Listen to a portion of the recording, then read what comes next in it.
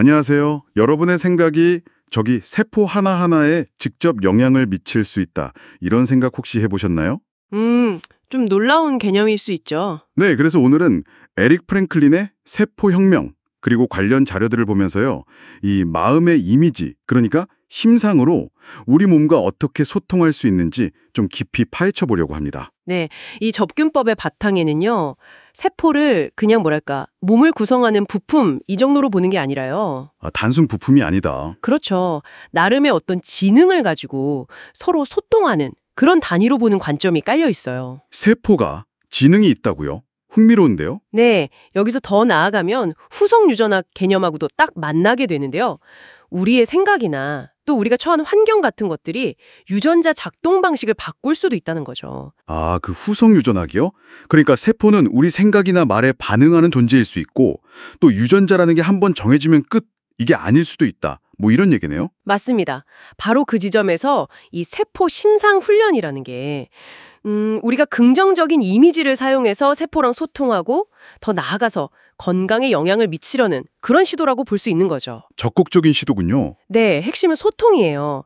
우리가 왜 안 좋은 생각하면 몸도 막 안 좋아지는 것 같잖아요. 네, 그렇죠. 스트레스 받으면 바로 몸으로 오죠. 그것처럼 반대로 긍정적인 이미지나 메시지가 세포 기능에 좋은 영향을 줄 수 있다. 이렇게 보는 거예요.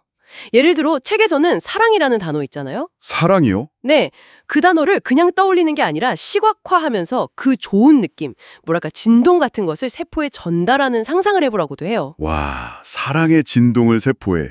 상당히 시적인 접근 같은데요. 그렇죠. 근데 아까 말씀드린 후성 유전학 기념이 이걸 좀 뒷받침해 줄 수도 있는 게요. 네네. 그 유전자 스위치 얘기죠. 맞아요. 유전자가 평생 고정된 설계도가 아니라는 거잖아요. 우리의 생활 방식이나 생각, 감정 같은 외부 요인에 따라서 어떤 유전자가 켜지고 꺼질지가 달라질 수 있다는 거니까요. 그러니까 심상훈련 같은 의식적인 노력이 잠재력을 갖는다는 거군요. 바로 그겁니다. 우리의 마음 상태나 우리가 집중하는 이미지가 실제로 세포 수준, 그러니까 유전자 발현에까지 영향을 미칠 수 있다. 이런 가능성을 제시하는 거죠. 와, 이건 정말 생각이 현실을 바꿀 수도 있다는 말처럼 들리네요. 네, 뇌가 경험을 통해 스스로 변하는 능력, 그 신경 가소성하고도 연결해서 생각해 볼 수 있어요.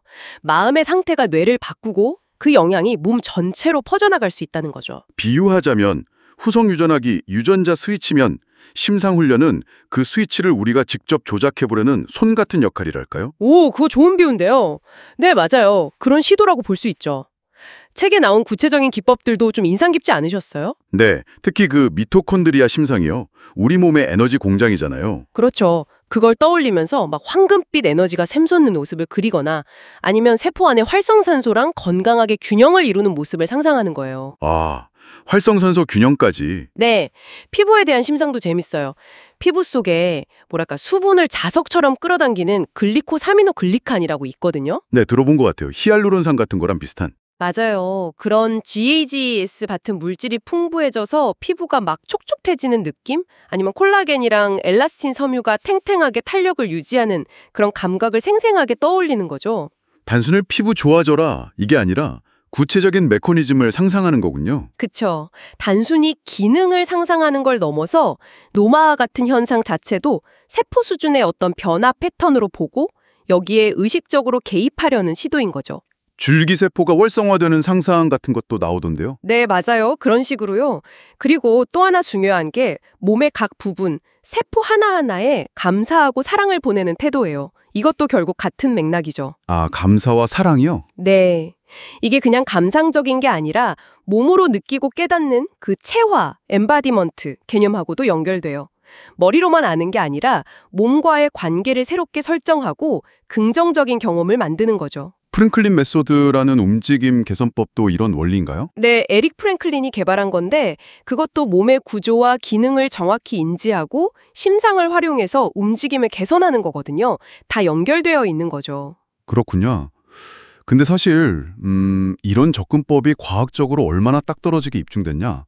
여기에 대해서는 좀 비판적인 시각도 있잖아요. 물론입니다. 네, 그 점은 분명히 짚고 넘어가야 해요.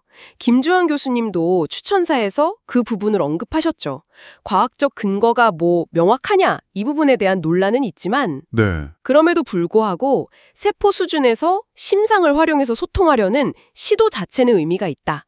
이런 말씀이셨어요. 기존과는 다른 방식으로 몸과 마음의 연결을 탐색해보는 가치가 있다는 거죠. 네, 균형 잡힌 시각이 중요하겠네요. 이게 만병통치약이라기보다는 하나의 가능성 탐구인 거군요. 맞습니다. 이 자료들이 결국 우리에게 던지는 메시지는 우리의 마음과 몸이 우리가 생각하는 것보다 훨씬 깊숙이 저 세포 수준까지 연결되어 있다는 것. 그리고 심상이라는 도구가 어쩌면 이 연결에 긍정적인 영향을 미칠 수도 있다. 이런 가능성을 탐구한다는 데 있는 거죠. 자, 그럼 이제 마지막으로 청취자분들께 이런 질문을 한번 던져보고 싶네요. 만약에요, 정말 세포 수준에서 우리의 생각과 이 물리적인 현실 사이의 경계가 우리가 보통 생각하는 것보다 훨씬 더 유연하고 뭐랄까 투과적이라면 어떨까요? 정말 많은 것을 바꿀 수 있는 질문인데요. 그쵸.